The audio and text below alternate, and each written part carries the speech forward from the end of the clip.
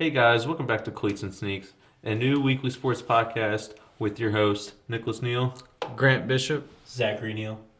And Josh Staples. Unfortunately, Ryan Cook couldn't be with us tonight due to his scheduling mishaps, but we're going to talk about draft and NFL rumors tonight on this episode of Cleats and Sneaks.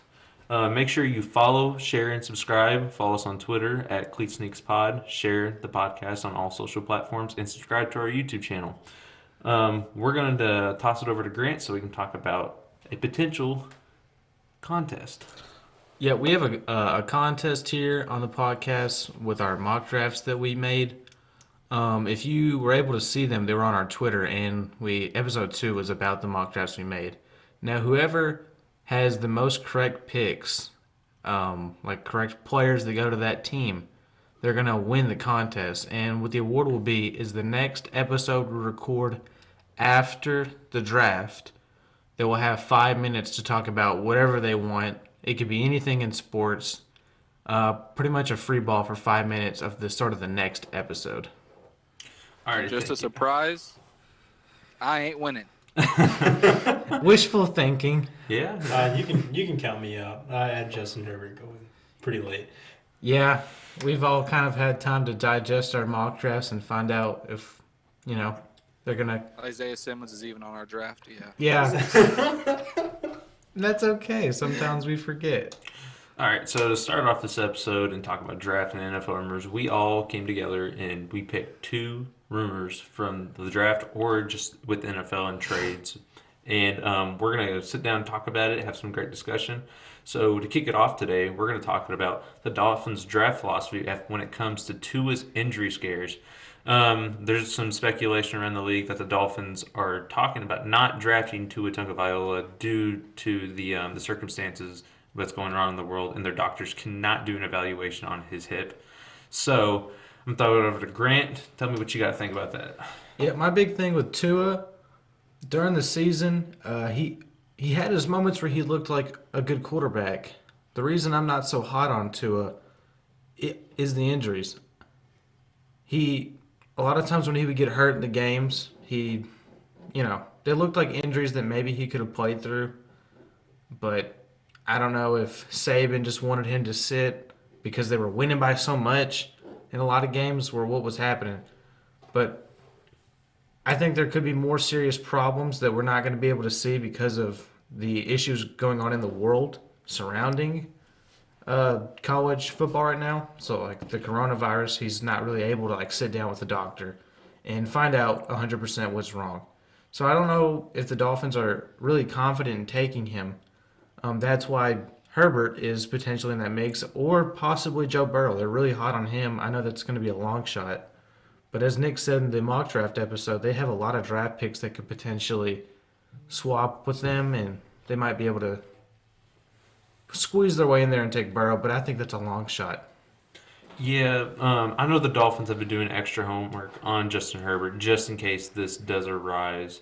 A lot of teams do feel certain that Tua's injuries are something that he can hump over in the NFL, but it's just something that you have to take into consideration when you're drafting your franchise guy. I'm gonna throw it to Zach. So I feel like that these questions are something that you really have to gamble for. And the reason why I'm saying it is because it is a high risk, high reward situation. Because listen, teams passed up on Deshaun Watson and took Mitchell Trubisky over him. So would you want to be that team that took a quarterback that wasn't nearly as good as the guy that you passed up on? There was Patrick Mahomes also in that draft too. They passed up on those 2 guys. Like, you don't want to be that team. So if they are them, and Tua, we've seen what Tua could do last year. There was a reason why Tua only played the first half of games last year, and then Jalen Hurts played the rest. Well, Jalen Hurts was in Oklahoma. Yeah, Oh wait, Jalen he was. Hurts is Oh wait, Oklahoma. who's the backup quarterback out there? I don't know. Not this past year, but not this season, but the season before. The season before was kind of mixed roles. What Yeah. would happen was Hurts would get these big leads, and that's kind of when Tua got, his playing time. It was before Jalen's transferred, is what I was saying. Yeah. But what Zach said, you can't be the Dolphins, and you look back when the Dolphins did pass up on Drew Brees that one year due to the injury that he suffered when he was in San Diego. They missed out on one of the most prolific football players ever, and now they can't mess this one up. They either get Tua or they draft Herbert, get their quarterback for the future, build off that. So, Josh, what do you think about Tua's injuries? I mean, obviously, we know what he can do on the field. He's an incredible quarterback. He was incredible for Alabama. But I mean, some players after they experience an injury or even a multitude of injuries, I mean, they're just not the same player. Um, I don't know if that'll be the case for Tua, but I mean, I think as long as they select him or Justin Herbert, I don't think that they can really go wrong. Alrighty, well, everyone here at Cleats and Sneaks do think Tua's injuries are a huge concern, but you have to draft that guy who's going to put you over the hump and put you in competition to win it, a Super Bowl. Just take care of him. That's all you really have to do. It's like it's an organization. You have to make sure he's doing treatment. You have to make sure that he's doing everything that he needs to do to stay healthy. Alrighty, now we're going to move on to our second rumor of the day, and that is the Lions wanting to possibly trade back. So, I thought this would be very interesting to talk about because I think it was. Let me look at the date so I can have a timestamp on this.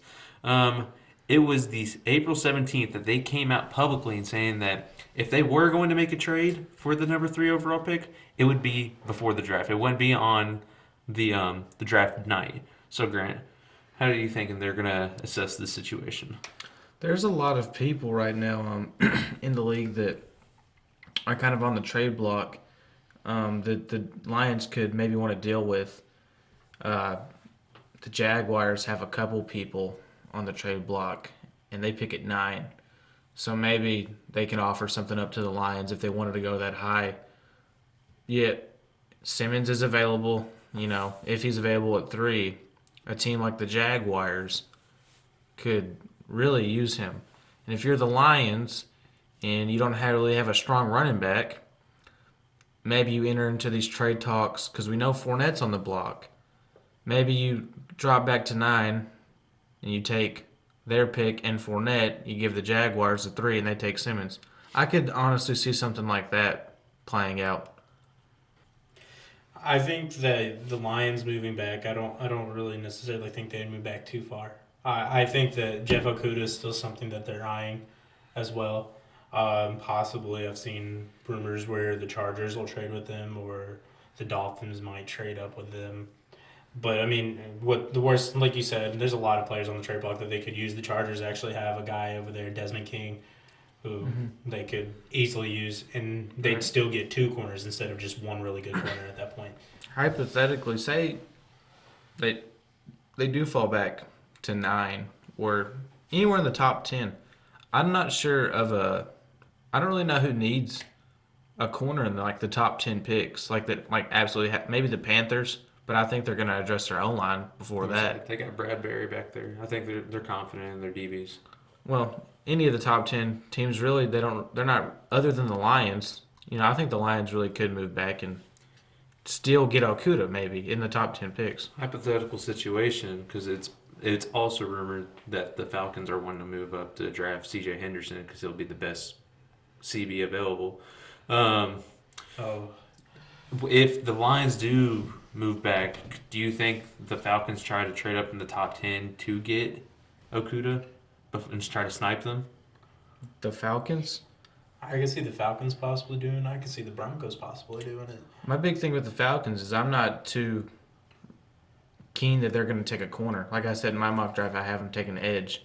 I haven't taken a Chassian from LSU.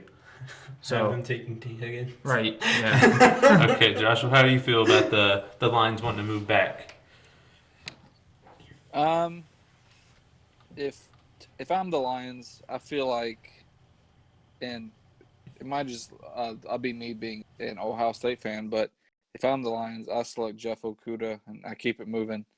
I mean, if you look at this guy, I mean he's incredible. He's smart.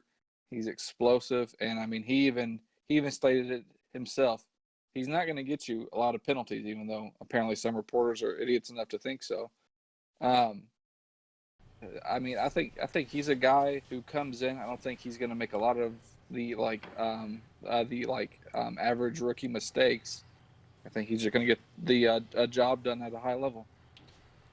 I agree, and like honestly though, Josh, if they do move back, because like you said, Jeff Okuda keep it moving. I think if they do move back, they're gonna assess like what teams in between wherever they are and where they're going need their needs are, and if corner isn't in the need, like Grant said, in the top 10, then I don't really see a problem with possibly moving in unless another team tries to snipe them. The only thing we're moving back and what you're saying assess teams' needs is that they're teams that draft BPA, best player available.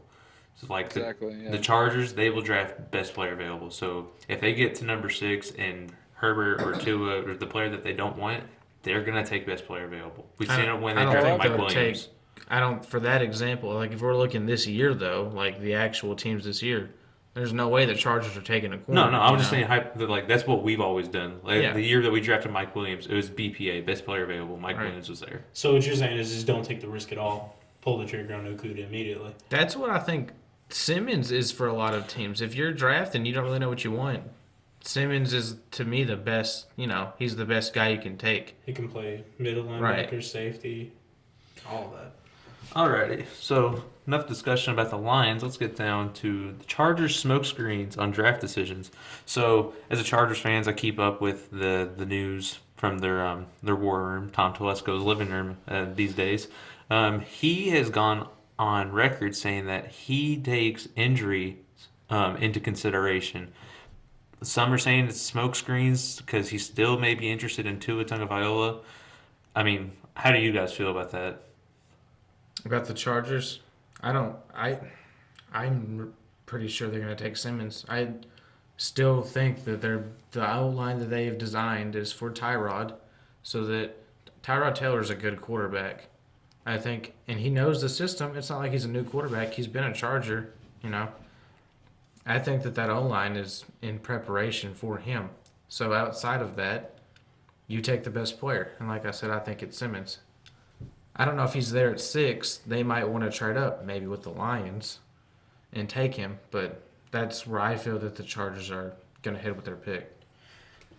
I think that if Justin Herbert is there, they will take Justin Herbert, sit him for a year, let Tyrod run the system this year, let let Herbert learn it. Maybe midseason we put Herbert in and just see how things go. I mean, like if like unless Tyrod's having a bad season and then they're just gonna do what they did with Baker and just throw him in, like. Right. But I think Herbert's also an NFL ready talent. But I feel like if you do sit him behind a veteran quarterback like Tyrod Taylor, who has always been the guy that's like, okay, I'll teach the young guys and I'll prepare them. Like I think that would be very beneficial for them. So like I do agree with that. Josh, what do you got for us? I mean, if I'm the Chargers, all right, I'm selecting a number 6. As long as they don't make any trades, yes, they do need a quarterback. However, if Isaiah Simmons is available, I don't see why you don't select that guy. If he isn't available, I mean Justin Herbert he is an excellent selection, but I feel like it has to be one of those guys for the Chargers. It has to be Isaiah Simmons or Justin Herbert, and if Tua does end up sliding a little bit, I mean I guess you would have to go with Tua, but I mean it's like Nick said, BPA. If you have Isaiah Simmons at your pick, you got to take him. Yeah, BPA. That's my go-to when it comes to the draft. It's always been Chargers fan. So now we're gonna move on to Falcons potentially taking quarterback. All right, Zach, you want to start us off on that one? Yeah, so I've seen a lot of trending things happening, and it was the Falcons moving up, but it wasn't for what you were thinking. It was thinking of maybe replacing Matt Ryan. Maybe it's time to move on from Matt Ryan. It's not been the same since that Super Bowl. It's just, and I've seen rumors where they've made a trade straight up with for Deshaun Watson, Matt Ryan, Deshaun Watson, and maybe a pick. But that just doesn't seem likely to me. That seems very unlikely. But I've seen maybe moving up and taking a young quarterback out of the draft, which this honestly would be the draft to take a quarterback. I don't think they would really need to move up unless it just so happens Tua gets passed on or Herbert gets passed on. That's the only way I would honestly see them moving up. My big thing with the Falcons taking a QB, the Falcons are good. They had a rough season, but we have to remember this is a Super Bowl contending team not too long ago. I don't think Matty Ice had this stellar season that he had when he was the MVP, but I don't think he's by any means washed. I mean, he's 34. He's not old by quarterback standards. You just gave him Todd Gurley. I think that this Falcons team is going to heavily address the defense in preparation for another Super Bowl run. It's not like they're bad. They were there not too long ago, like what 4 seasons ago. Mhm. I think the Falcons, even though they had a really lackluster season, they kind of picked it up there at the end. And like I said, you just added Tar Gurley, so I can see them riding with Matty Ice and addressing the defense.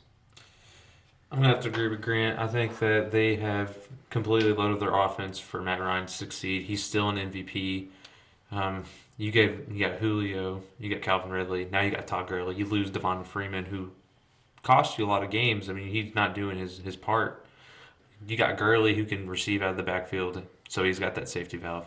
And now he's got Julio and Calvin Ridley. So I think they lock up that defense so that they can make another Super Bowl run. All right, Josh. Now, how you feeling about the Falcons? I agree completely. I mean, if you screw up this offense, you have to be an idiot. Why would you not just run with this offense? Um, if they draft anything on offense, I think it has to be an offensive lineman. But I agree with you guys. I mean, if you get that defense going, I don't see a reason why they don't potentially advance out of the NFC. Yeah, I think their weakest points is corner. Like Deion Jones, monster. Keanu Neal, monster. I loved Desmond Trufant. He was one of my favorite corners. And He's in Detroit now. yeah, so the place you gotta address is probably what you just lost. That or defensive Right. line. All right. All right, so now we're going to get into the Patriots quarterback situations. They were saying that they were going to start Stidham, but now they're having a little bit of doubt. So, Grant, talk to us about that. Yeah, like I said, I'm a huge Patriots fan.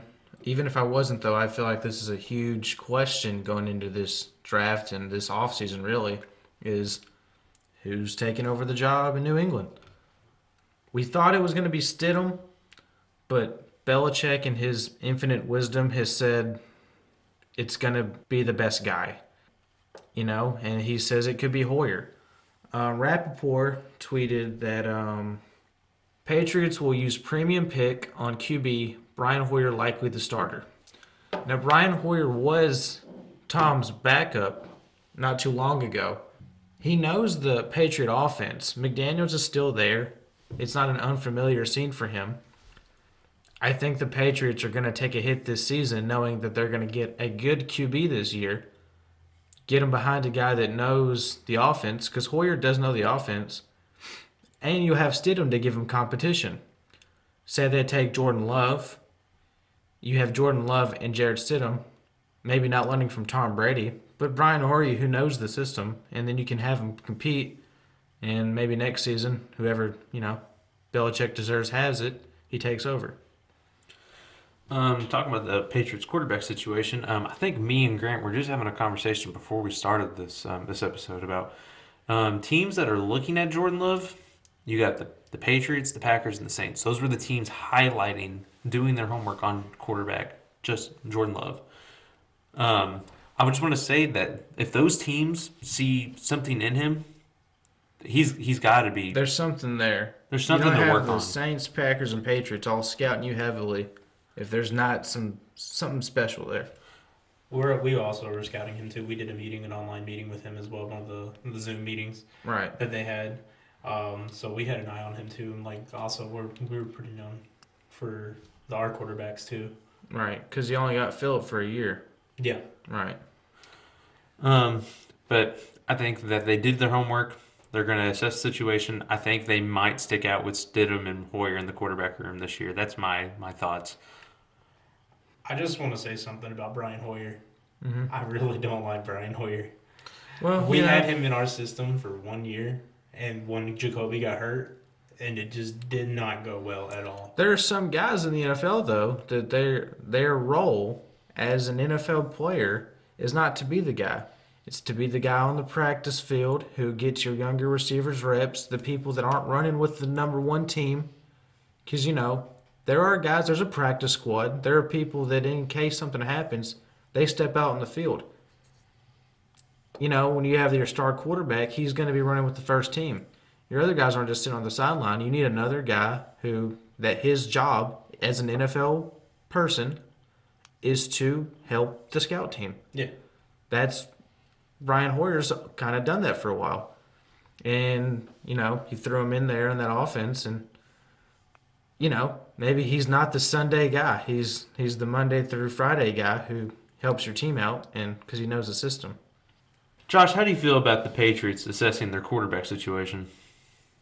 How I feel about it is I just think it's Bill Belichick. I think he's just being the usual Bill Belichick. I mean, I feel like as he's been saying, it's whoever the best is. I feel like in his eyes, it's always going to be that. I mean, whoever is performing is going to get the start. It's pretty obvious. Like you're not going to start somebody if the guy behind them is outplaying them. So I just think that's his philosophy. I don't think he wants to come out and just be like Jared Stidham has the job, point blank. It's whoever performs.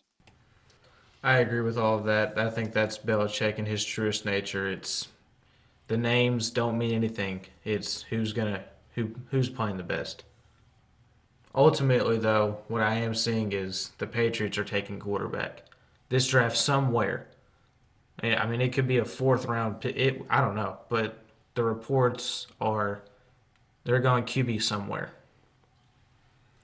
All right, just moving on to our next rumor. Jadeveon Clowney red flag. So we're going to talk about a little bit free agent stuff. Jadeveon Clowney waited a little bit further into free agency to decide that he wanted to mark down his price. The market's low, so there's not enough money to sign him at his asking price. So, Grant, how do you feel about Jadeveon Clowney? I think Clowney is a standout rusher in the league. He definitely has a personality to him, that's for sure. I think he wanted originally 22 a season. I mean, that's a lot. And I think here recently, he dropped that down to 17. He's still not signed, though. Josh, I think you've done a little bit more homework on this. This was your rumor, so what do you got for us? I mean, when it comes to Jadeveon, I mean, if you've been keeping up with him, I mean, it's pretty obvious that, I mean, it sounds like he can be a handful off the field. And, I mean, there's this, like, weird aspect to how he's been playing where he's almost, like, leading the league in quarterback pressures, but he didn't, he didn't even get over 10 sacks last year. I don't understand the correlation there, but I think a few teams are hesitant on him. I mean, he's a standout defensive player, but if you look at his troubles off the field and even somewhat on the field, like he's reportedly almost always late for practice and stuff like that, and he never pays attention to film apparently. It might just be he doesn't like where he is. It could be causing those behaviors, but I can understand why some teams are hesitant on Jadeveon Clowney. Yeah, I can completely understand that as well. I've kind of seen the same stuff you are. If he has any backers, though, I know Russell Wilson is a huge fan of him, and maybe he has to have some kind of voice in that GM office. I mean, he's won him a Super Bowl, so I mean, you could give him a little credit. Maybe he likes Clowney. I think I'm pretty sure they're pretty buddy buddy. So maybe he Yeah. can keep him around. I think that if he does resign with Seattle, it would be beneficial. But like Josh was saying, it could very well be that he didn't like it there, or I mean, you don't know what people are going through. There's a lot of things that people would be going through at the time. He did just get traded Right. completely, and Yeah, like we watch these people like they're people too. We yeah, forget about they that, got lives just like we do. Yeah. So I feel like that's something that a lot of people do forget about. They are people too. They're not like animals or zoo animals, like. Right. Yeah, Jadeveon needs to find himself a place where he can call home. I think that he finds that place in Seattle. Everyone, like you said, Russell Wilson does sound like he's very big on him. They're pretty buddy buddy. I mean, he's a good guy. Like even around the league, Russell Wilson is like a really likable guy. So I'd imagine in his own team, he has a huge voice. Yeah, I think that Russell tells the front office that he would like him to stay because it could help their Super Bowl chances in a competitive NFC West, NFC conference, and just in general. So we're going to move on to Joe Mixon possibly having a holdout. Grant, you want to talk about that? Yeah, last season, the game I got to attend, the Patriots game, was in Cincinnati. I was obviously there to watch the Patriots, but I got to see Joe Mixon play, and I got to say he is Cincinnati. Like he's their best player. He was amazing. So when I saw the reports come out that he was going to have a holdout, I I can completely understand why. Usually you got to be the number one to do that, and I think he is the number one. I think McCaffrey has a huge deal in all of this. McCaffrey, as we know, just signed, I think, a 64 million extension, like 16 million a year over 4 years. Most a running back has ever been paid. Joe Mixon sees that, guys like Kamara see that. They're gonna want to get paid too. And if you're Joe Mixon and you're the team, that you can go into the office and say, hey, I'm this team like McCaffrey is the Panthers. I want some money too. So when I saw that he was going to have a holdout, I could see that. It was reported by Paul Diener. Um, so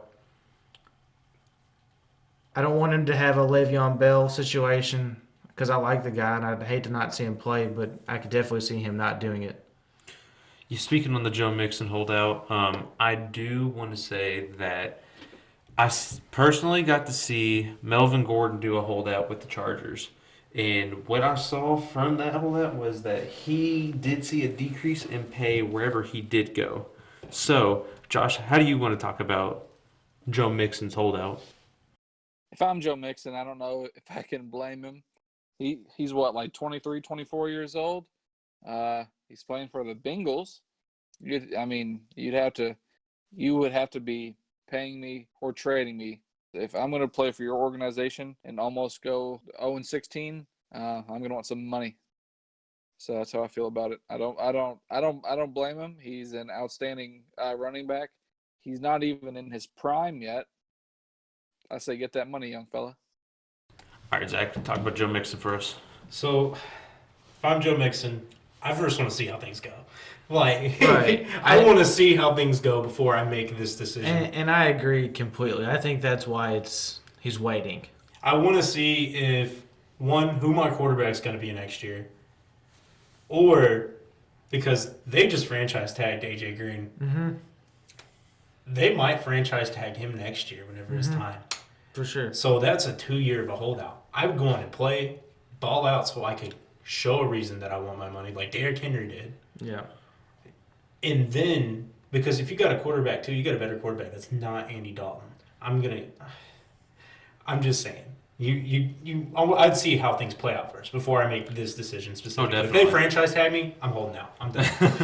Well, like you said, this season Green got it, and that was from reports that Burrow had contacted the Bengals. His agents had gotten in contact with him and said that he's not gonna withstand from playing from them. He's not gonna do that whole scene, but he wants Green there. I don't blame him. It's AJ Yeah. Green. So they franchise tag him. Now Mixon, I don't know if you're happy or hurt because that was your team, and the guy who didn't even play gets franchise tagged. Maybe that honestly it might have made him mad. You are the whole team. You're the offense. You're all the production. Then the guy who doesn't play all season gets the tag. I know it's not. Some people don't like it, but it's financial security for at least one season. Alrighty, talking about OJ Howard and trade talks. All right, start off, Zach. So, I seen this trade all over Twitter. Yeah. There's a lot of teams that I've seen. I've seen the Belichick meme where he's walking in, the Monday Night Raw theme song starts playing, and I I think that like if he does get traded, I think it's very unfortunate. Tom Brady shows up, a guy that's known for having a favor to tight ends.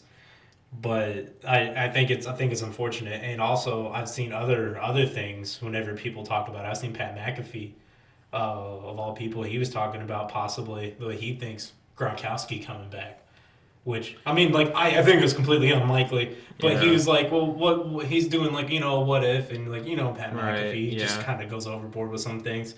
But like it's unfortunate, and apparently Bruce Arians has been trying to get rid of this guy for so long. Well, the whole thing with OJ Howard is when you're that good, that young, because he's on his rookie deal. Like he's Still, not. He's young, he's gonna want money. and he is. And I think this next season is his third year of a 4-year contract.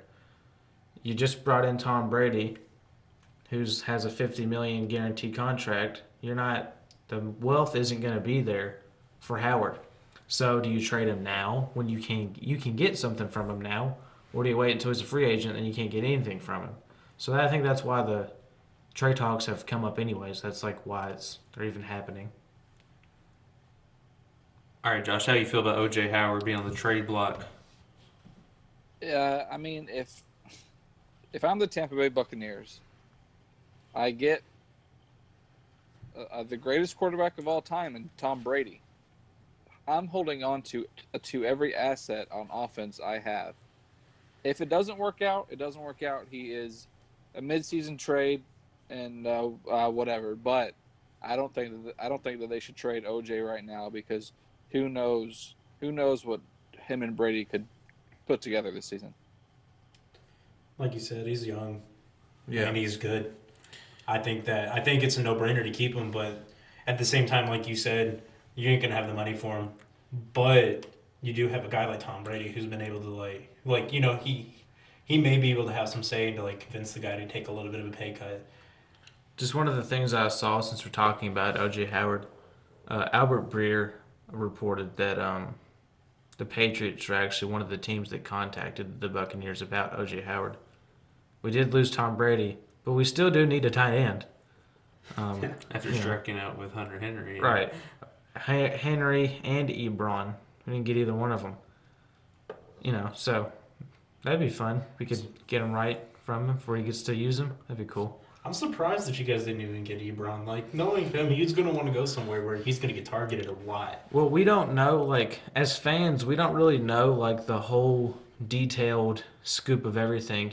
And the people in the league, like Ebron's people, might have known that Brady's not going to be there, Beforehand. Yeah. before any of us know. So maybe in hindsight, we could have been like, why didn't Ebron go to the Patriots? Wait, maybe Brady's not going to be there. Yeah. And what's that say about the Steelers? Maybe they know that Roethlisberger's going to be back, like for sure. All right, enough about OJ Howard. We're going to get into our last rumor for this episode. We're going to talk about Odell Beckham Jr. I think this was OBJ. Zach's It was rumor. not mine. This is rumor. This was Josh. my Oh, rumor. Josh's This rumor. was not All right, my Josh, rumor. kick it off for us, buddy. I think I'm having a deja vu moment. I mean, I think it is the exact same situation that played out in New York. It comes out that OBJ is unhappy. He wants to trade, blah, blah, blah, wants to play for a contender. And then he denies that it's true. And then a couple months after, he gets traded. I think if you watch a video of all the times that OBJ was he was visibly distraught on the field in Cleveland, or if it was an away game, but he was distraught a lot. I mean, he is a bit of a diva. I gotta be honest. I've been seeing reports about the Vikings. I've been seeing the 49ers and the Rams. And I would not be surprised if at the start of the season he is on one of those teams because he's just not happy in Cleveland. These rumors, and I've been watching them closely too. I enjoy watching Odell play. I enjoy Odell. I Do you like Odell? I like Odell. I wish he was a Colt, but it's just that like I've seen the conflicting reports. Apparently, Scheffner said it wasn't happening. Scheffner's saying no. Other league sources are saying yes. Yeah, the Browns have even come out and said no as well too. So there was a tweet. I think it was from today. It was from today. The Browns, this is from Adam Schefter, says the Browns have not had any discussions offseason about trading wide receiver Odell Beckham Jr. Despite all the speculation that Cleveland could move him, that's the truth from an undisclosed team source. So it is possible that they still move him, but they're not making it public if they are. Right, because even Schefter, I mean, he's my thing is, I don't mean to interrupt you, Grant, but like my thing is that is exactly what the Giants were doing as well. yeah. I honestly though like, but Odell like even though he got frustrated, it was a terrible show out in Cleveland. It was a bad time. Literally, you have two of some of the best receivers in the league on your team in Jarvis Landry and Odell Beckham, Hmm. and then you also have a young prospect in Baker Mayfield that you guys just spent a first round pick on. I think I think it's Freddie Kitchens. I mean, he's gone now, Yeah. but it was I think that was the problem. I know, and I'm saying Yeah. that too. Odell still had a great season with them. He had over 1,000 yards, and it wasn't like he was having a bad season or anything. And he was still doing it. He just wasn't number one. You know what I'm saying? Well, he came in with Kitchens. They get rid of Kitchens. Maybe the new guy, he wants to go in a different direction. Maybe he wants full control of the locker room. And Odell's a guy that, I mean, he's a diva, but he's a likable guy. I'd imagine that him in the locker room, a lot of people would rally behind him over Kitchens, probably. You bring a new guy in who isn't going to play that. Maybe that's why he's in the talks of getting traded. Also, Dorsey's gone too, so there's that. Right, The guy right. that got him. And I think if Dorsey was still there, there wouldn't even be a question. Odell would still be around next season. Alrighty, so I think that concludes it for us here at Cleats and Sneaks Pod. So the preview of next episode, we're going to talk about NFL offseason grades, and that'll happen after the NFL draft. Yeah, we'll watch the draft. We'll get all the picks, and we'll see. We'll grade the NFL teams on how their overall of an offseason went through the draft and free agency. All right, so signing off, this is Nicholas Neal. Catch you on the next one. Grant Bishop, I'm out. See you guys. This is Zach. I'll hit you guys later. It's Josh Staples.